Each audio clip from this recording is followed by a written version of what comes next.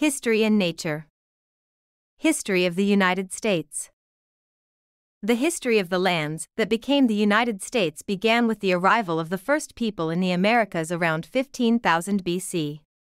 Numerous indigenous cultures formed, and many saw transformations in the 16th century away from more densely populated lifestyles and towards reorganized polities elsewhere. The European colonization of the Americas began in the late 15th century. However, most colonies in what would later become the United States were settled after 1600. By the 1760s, the 13 British colonies contained 2.5 million people and were established along the Atlantic coast east of the Appalachian Mountains. The southern colonies built an agricultural system on slave labor, importing slaves from Africa for this purpose. After defeating France, the British government imposed a series of taxes, including the Stamp Act of 1765, rejecting the colonists' constitutional argument that new taxes needed their approval. Resistance to these taxes, especially the Boston Tea Party in 1773, led to Parliament issuing punitive laws designed to end self-government. Armed conflict began in Massachusetts in 1775. In 1776, in Philadelphia, the Second Continental Congress declared the independence of the colonies as the United States. Led by General George Washington, it won the Revolutionary War. The Peace Treaty of 1783 established the borders of the new sovereign state.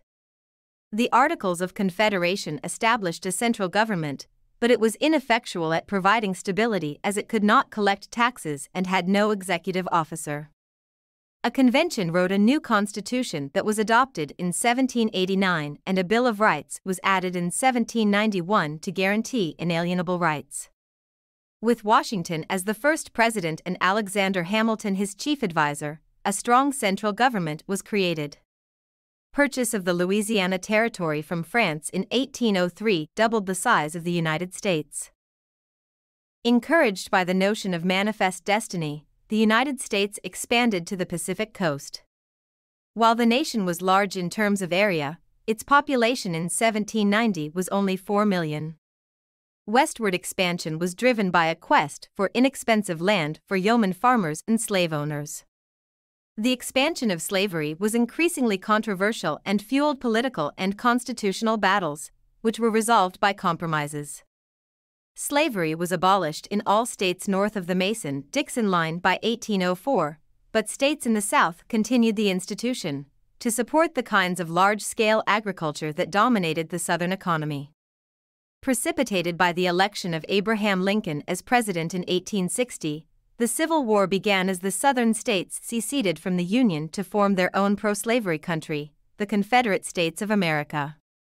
The defeat of the Confederates in 1865 led to the abolition of slavery. In the Reconstruction era following the war, legal and voting rights were extended to freed male slaves. The national government emerged much stronger and gained explicit duty to protect individual rights. However, when white Southern Democrats regained their political power in the South in 1877, often by paramilitary suppression of voting, they passed Jim Crow laws to maintain white supremacy, as well as new state constitutions that legalized discrimination based on race and prevented most African Americans from participating in public life. The United States became the world's leading industrial power at the turn of the 20th century, due to an outburst of entrepreneurship and industrialization and the arrival of millions of immigrant workers and farmers.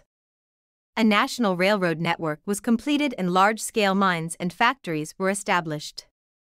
Mass dissatisfaction with corruption, inefficiency, and traditional politics stimulated the progressive movement from the 1890s to the 1920s, leading to reforms, including the federal income tax, direct election of senators, granting of citizenship to many indigenous people, alcohol prohibition, and women's suffrage.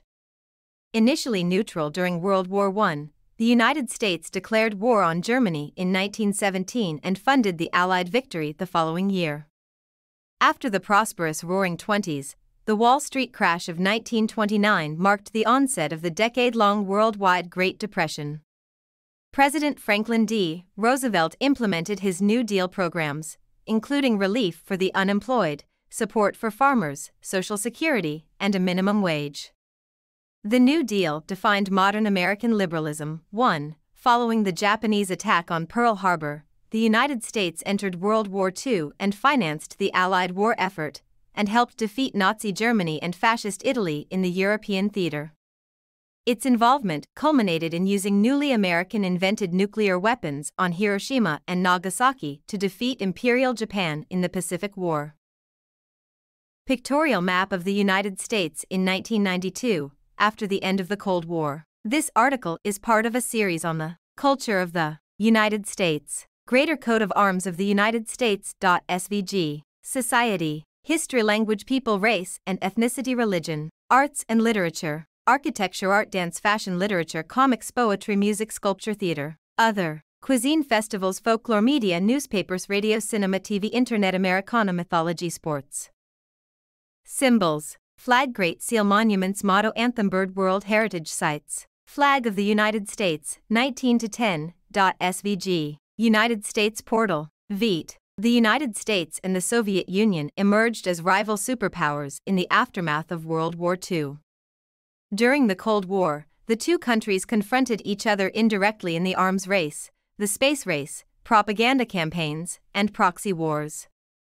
In the 1960s, in large part due to the strength of the civil rights movement, another wave of social reforms was enacted which enforced the constitutional rights of voting and freedom of movement to African Americans. The Cold War ended when the Soviet Union was officially dissolved, leaving the United States as the world's sole superpower. Foreign policy after the Cold War has often focused on conflicts in the Middle East, especially after the September 11 attacks. Early in the 21st century, the United States experienced the Great Recession and the COVID-19 pandemic, which had a negative effect on the local economy. My name is Arya.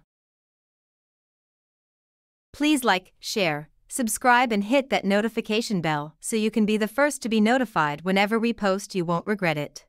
Prehistory.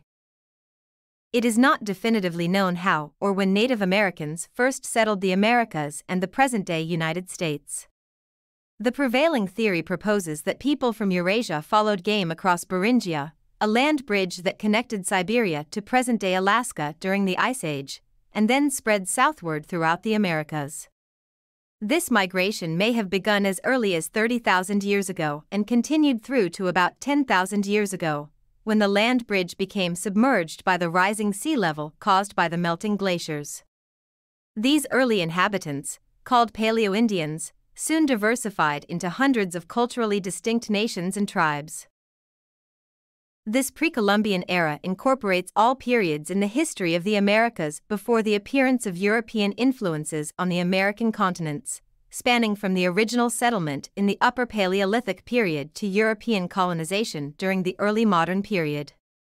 While the term technically refers to the era before Christopher Columbus' voyage in 1492, in practice the term usually includes the history of American indigenous cultures until they were conquered or significantly influenced by Europeans, even if this happened decades or centuries after Columbus's initial landing.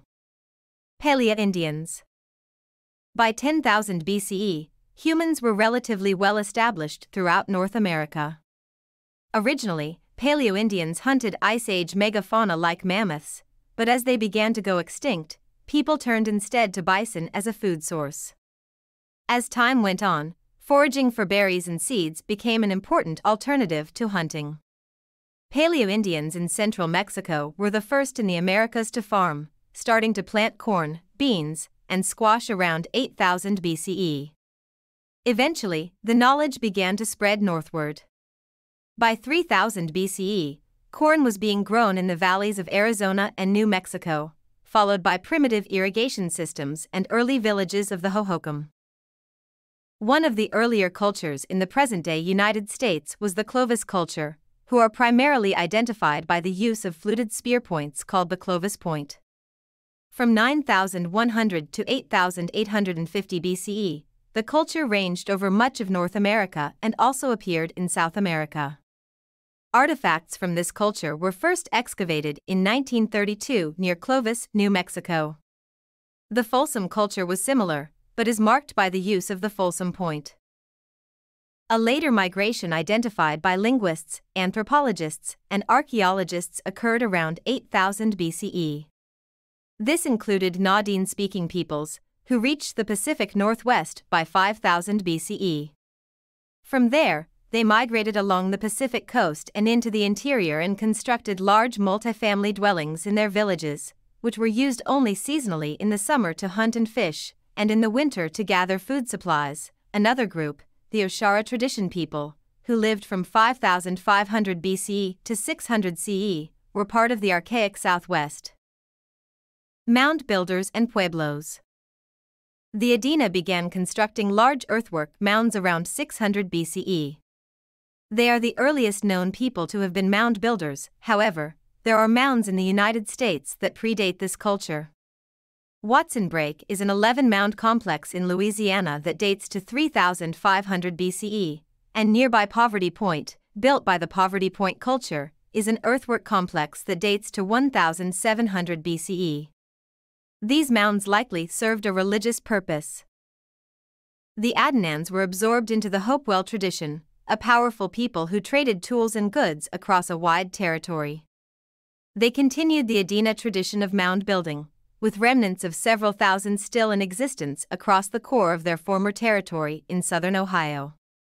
The Hopewell pioneered a trading system called the Hopewell Exchange System, which at its greatest extent ran from the present-day southeast up to the Canadian side of Lake Ontario. By 500 CE, the Hopewellians had too disappeared, absorbed into the larger Mississippian culture.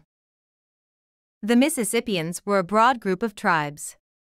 Their most important city was Cahokia, near modern-day St. Louis, Missouri.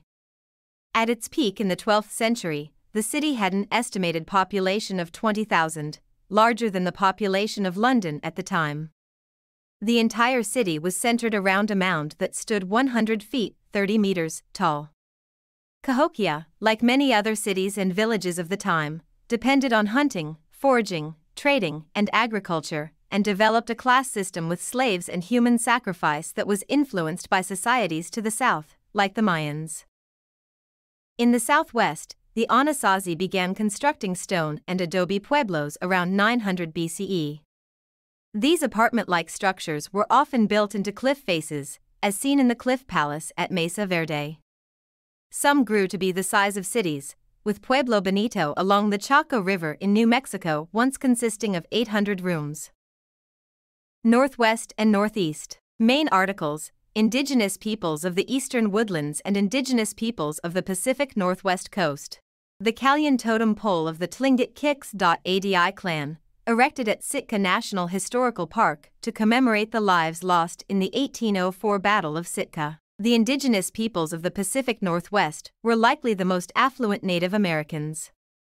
Many distinct cultural groups and political entities developed there, but they all shared certain beliefs, traditions, and practices, such as the centrality of salmon as a resource and spiritual symbol. Permanent villages began to develop in this region as early as 1000 BCE, and these communities celebrated by the gift-giving feast of the potlatch. These gatherings were usually organized to commemorate special events such as the raising of a totem pole or the celebration of a new chief. In present-day upstate New York, the Iroquois formed a confederacy of tribal peoples in the mid-15th century, consisting of the Oneida, Mohawk, Onondaga, Cayuga, and Seneca. Their system of affiliation was a kind of federation, different from the strong, centralized European monarchies. Each tribe had seats in a group of 50 sachem chiefs. It has been suggested that their culture contributed to political thinking during the development of the United States government. The Iroquois were powerful, waging war with many neighboring tribes, and later, Europeans. As their territory expanded, smaller tribes were forced further west, including the Osage, Kaw, Ponca, and Omaha peoples. Native Hawaiians. Main articles: Ancient Hawaii and Hawaiian Kingdom. The exact date for the settling of Hawaii is disputed, but the first settlement most likely took place between 940 and 1130 CE. Around 1200 CE, Tahitian explorers found and began settling the area as well, establishing a new caste system. This marked the rise of the Hawaiian civilization, which would be largely separated from the rest of the world until the arrival of the British 600 years later. Europeans under the British explorer James Cook arrived in the Hawaiian Islands in 1778, and within 5 years of contact, European military technology would help Kamehameha I conquer most of the island group, and eventually unify the islands for the first time, establishing the Hawaiian Kingdom.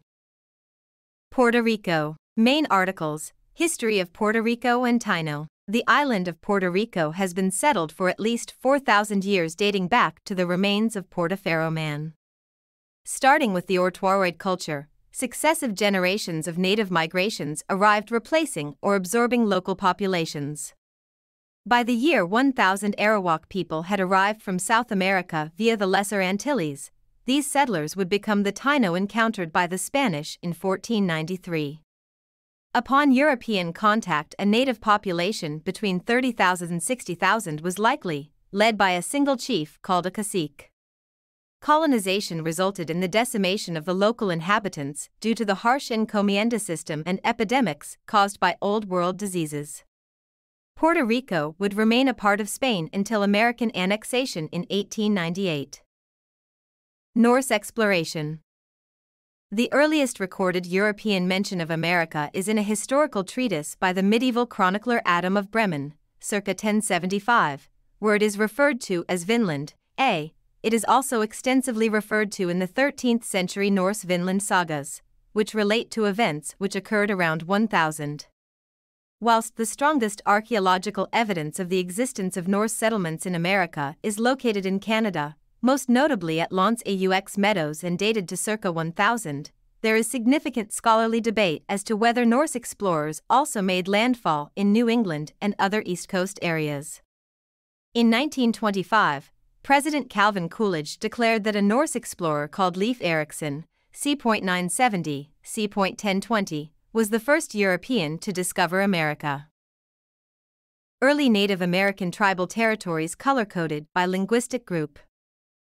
European colonization. Main article: Colonial history of the United States. European territorial claims in North America, circa 1750. France, Great Britain, Spain. After a period of exploration sponsored by major European states, the first successful English settlement was established in 1607. Europeans brought horses, cattle, and hogs to the Americas and, in turn, took back maize, turkeys, tomatoes, potatoes, tobacco, beans, and squash to Europe.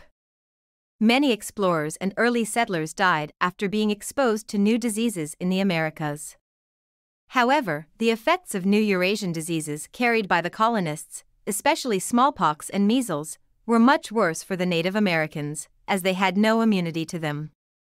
They suffered epidemics and died in very large numbers, usually before large-scale European settlement began. Their societies were disrupted and hollowed out by the scale of deaths. First settlements. Spanish contact. Main article: Spanish colonization of the Americas. Spanish explorers were the first Europeans to reach the present-day United States after Christopher Columbus's expeditions, beginning in 1492, established possessions in the Caribbean, including the modern-day U.S. territories of Puerto Rico and parts of the U.S. Virgin Islands. Juan Ponce de Leon landed in Florida in 1513. Spanish expeditions quickly reached the Appalachian Mountains, the Mississippi River, the Grand Canyon, and the Great Plains. 2005. The letter of Christopher Columbus on the discovery of America to King Ferdinand and Queen Isabella of Spain. In 1539, Hernando de Soto extensively explored the southeast, and a year later Francisco Coronado explored from Arizona to central Kansas in search of gold. Escaped horses from Coronado's party spread over the Great Plains, and the Plains Indians mastered horsemanship within a few generations. Small Spanish settlements eventually grew to become important cities, such as San Antonio, Albuquerque, Tucson, Los Angeles, and San Francisco. Dutch Mid-Atlantic. Main article: Dutch colonization of the Americas. The Dutch West India Company sent explorer Henry Hudson to search for a northwest passage to Asia in 1609. New Netherland was established in 1621 by the company to capitalize on the North American fur trade. Growth was slow at first due to mismanagement by the Dutch and Native American conflicts. After the Dutch purchased the island of Manhattan from the Native Americans for a reported price of $24, the land was named New Amsterdam and became the capital of New Netherland. The town rapidly expanded, and in the mid-1600s it became an important trading center and port. Despite being Calvinists and building the Reformed Church in America, the Dutch were tolerant of other religions and cultures and traded with the Iroquois to the north. The colony served as a barrier to British expansion from New England, and as a result a series of wars were fought. The colony was taken over by Britain as New York in 1664, and its capital was renamed New York City. New Netherland left an enduring legacy on American cultural and political life of religious tolerance and sensible trade in urban areas and rural traditionalism in the countryside, typified by the story of Rip Van Winkle. Notable Americans of Dutch descent include Martin Van Buren, Theodore Roosevelt, Franklin D. Roosevelt, Eleanor Roosevelt, and the Frelinghuysen's.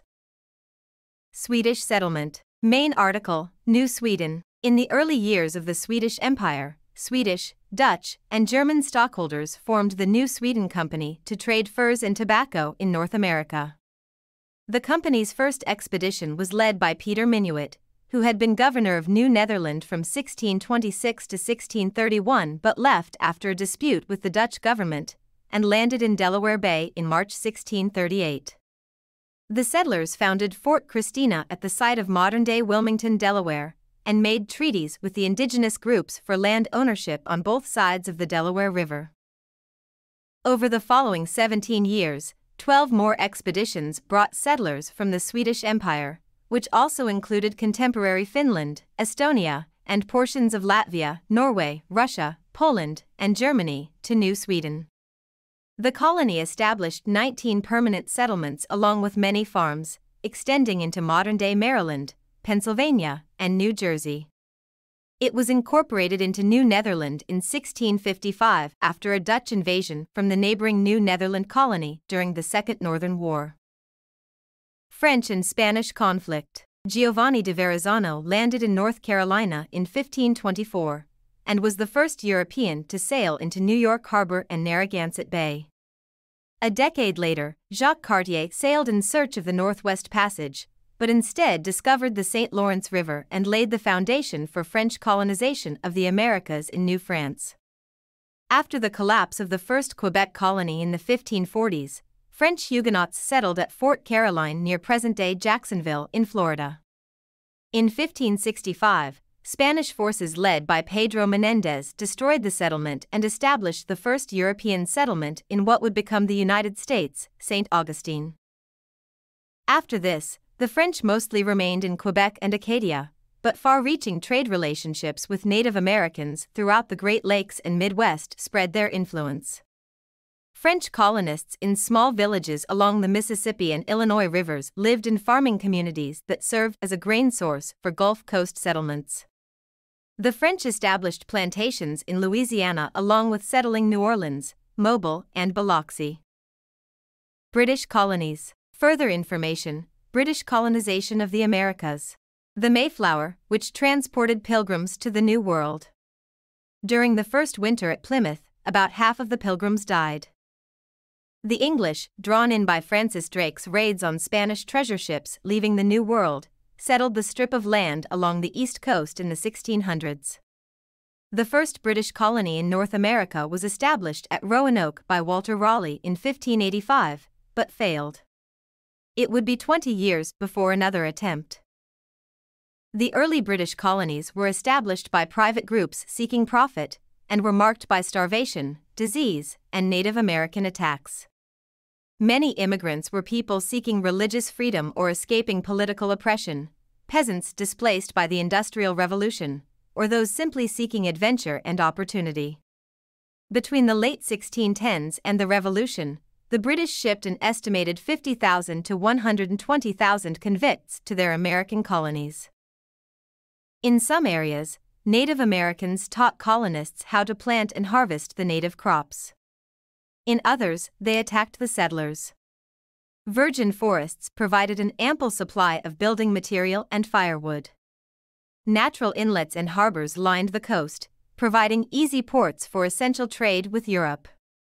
Settlements remained close to the coast due to this, as well as Native American resistance and the Appalachian Mountains that were found in the interior. First settlement in Jamestown. Main articles: Jamestown, Virginia and Colony of Virginia.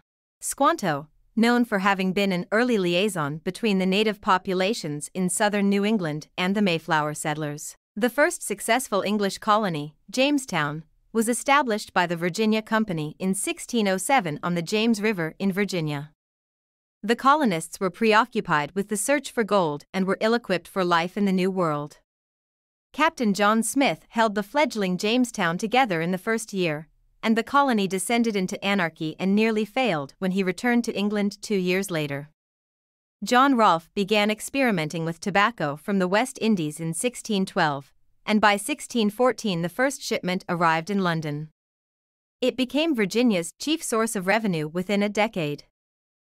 In 1624, after years of disease and Indian attacks, including the Powhatan attack of 1622, King James I revoked the Virginia Company's charter and made Virginia a royal colony.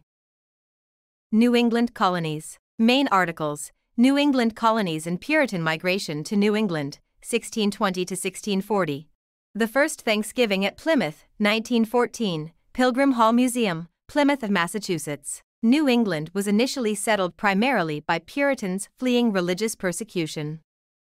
The Pilgrims sailed for Virginia on the Mayflower in 1620, but were knocked off course by a storm and landed at Plymouth, where they agreed to a social contract of rules in the Mayflower Compact. Like Jamestown, Plymouth suffered from disease and starvation, but local Wampanoag Indians taught the colonists how to farm maize. Plymouth was followed by the Puritans and Massachusetts Bay Colony in 1630. They maintained a charter for self-government separate from England, and elected founder John Winthrop as the governor for most of its early years. Roger Williams opposed Winthrop's treatment of Native Americans and religious intolerance, and established the colony of Providence Plantations, later Rhode Island, on the basis of freedom of religion. Other colonists established settlements in the Connecticut River Valley, and on the coasts of present-day New Hampshire and Maine. Native American attacks continued, with the most significant occurring in the 1637 Pequot War and the 1675 King Philip's War. New England became a center of commerce and industry due to the poor, mountainous soil making agriculture difficult. Rivers were harnessed to power grain mills and sawmills, and the numerous harbors facilitated trade. Tight-knit villages developed around these industrial centers, and Boston became one of America's most important ports. Middle colonies. Main article: Middle colonies. Indians trade packs of furs at a Hudson's Bay Company trading post in the 19th century. In the 1660s, the middle colonies of New York, New Jersey, and Delaware were established in the former Dutch New Netherland, and were characterized by a large degree of ethnic and religious diversity. At the same time, the Iroquois of New York, strengthened by years of fur trading with Europeans, formed the powerful Iroquois Confederacy. The last colony in this region was Pennsylvania, established in 1681 by William Penn as a home for religious dissenters, including Quakers, Methodists, and the Amish. The capital of the colony, Philadelphia, became a dominant commercial center in a few short years, with busy docks and brick houses. While Quakers populated the city, German immigrants began to flood into the Pennsylvanian hills and forests, while the Scots-Irish pushed into the far western frontier. Southern colonies. Main article: Southern colonies. The Indian massacre of Jamestown settlers in 1622. Soon the colonists in the South feared all natives as enemies. The overwhelmingly rural southern colonies contrasted sharply with the New England and Middle colonies. After Virginia, the second British colony south of New England was Maryland, established as a Catholic haven in 1632. The economy of these two colonies was built entirely on yeoman farmers and planters. The planters established themselves in the Tidewater region of Virginia, establishing massive plantations with slave labor. In 1670, the province of Carolina was established, and Charleston became the region's great trading port. While Virginia's economy was also based on tobacco, Carolina was more diversified, exporting rice, indigo, and lumber as well. In 1712, it was divided in two, creating North and South Carolina. The Georgia colony, the last of the 13 colonies, was established by James Oglethorpe in 1732 as a border to Spanish Florida and a reform colony for former prisoners and the poor. Religion. Main article: History of Religion in the United States. John Gadsby Chapman, Baptism of Pocahontas, 1840, on display in the rotunda of the U.S. Capitol. Religiosity expanded greatly after the First Great Awakening, a religious revival in the 1740s which was led by preachers such as Jonathan Edwards and George Whitefield. American evangelicals affected by the awakening added a new emphasis on divine outpourings of the Holy Spirit and conversions that implanted new believers with an intense love for God. Revivals encapsulated those hallmarks and carried the newly created evangelicalism into the early Republic, setting the stage for the Second Great Awakening in the late 1790s. In the early stages, evangelicals in the South, such as Methodists and Baptists, preached for religious freedom and abolition of slavery. They converted many slaves and recognized some as preachers. Government. Main article: Colonial government in the 13 colonies. Each of the 13 American colonies had a slightly different governmental structure. Typically, a colony was ruled by a governor appointed from London who controlled the executive administration and relied upon a locally elected legislature to vote on taxes and make laws. By the 18th century, the American colonies were growing very rapidly as a result of low death rates along with ample supplies of land and food. The colonies were richer than most parts of Britain and attracted a steady flow of immigrants, especially teenagers who arrived as indentured servants. Servitude and slavery. Main articles: Indentured servitude in British America and slavery in the colonial history of the United States. Over half of all European immigrants to colonial America arrived as indentured servants. Few could afford the cost of the journey to America, and so this form of unfree labor provided a means to immigrate. Typically, people would sign a contract agreeing to a set term of labor, usually 4 to 7 years, and in return would receive transport to America and a piece of land at the end of their servitude. In some cases, ships' captains received rewards for the delivery of poor migrants, and so extravagant promises and kidnapping were common. The Virginia Company and the Massachusetts Bay Company also used indentured servant labor. The first African slaves were brought to Virginia in 1619, just 12 years after the founding of Jamestown. Initially regarded as indentured servants who could buy their freedom, the institution of slavery began to harden and the involuntary servitude became lifelong as the demand for labor on tobacco and rice plantations grew in the 1660s. Citation needed. Slavery became identified with brown skin color, at the time seen as a black race, and the children of slave women were born slaves, partus sequitur ventrem. By the 1770s, African slaves comprised a fifth of the American population. The question of independence from Britain did not arise as long as the colonies needed British military support against the French and Spanish powers. Those threats were gone by 1765. However, London continued to regard the American colonies as existing for the benefit of the mother country in a policy known as mercantilism. Colonial America was defined by a severe labor shortage that used forms of unfree labor, such as slavery and indentured servitude. The British colonies were also marked by a policy of avoiding strict enforcement of parliamentary laws, known as salutary neglect. This permitted the development of an American spirit distinct from that of its European founders. Road to Independence. Map of the British, French, and Spanish settlements in North America in 1750, before the French and Indian War. An upper class emerged in South Carolina and Virginia, with wealth based on large plantations operated by slave labor. A unique class system operated in upstate New York, where Dutch tenant farmers rented land from very wealthy Dutch proprietors, such as the Van Rensselaer family. The other colonies were more egalitarian, with Pennsylvania being representative. By the mid-18th century, Pennsylvania was basically a middle-class colony with limited respect for its small upper class. A writer in the Pennsylvania Journal in 1756 wrote, "The people of this province are generally of the middling sort, and at present pretty much upon a level. They are chiefly industrious farmers, artificers, or men in trade. They enjoy and are fond of freedom, and the meanest among them thinks he has a right to civility from the greatest." Political integration and autonomy. Join or die. This 1756 political cartoon by Benjamin Franklin urged the colonies to join during the French and Indian War.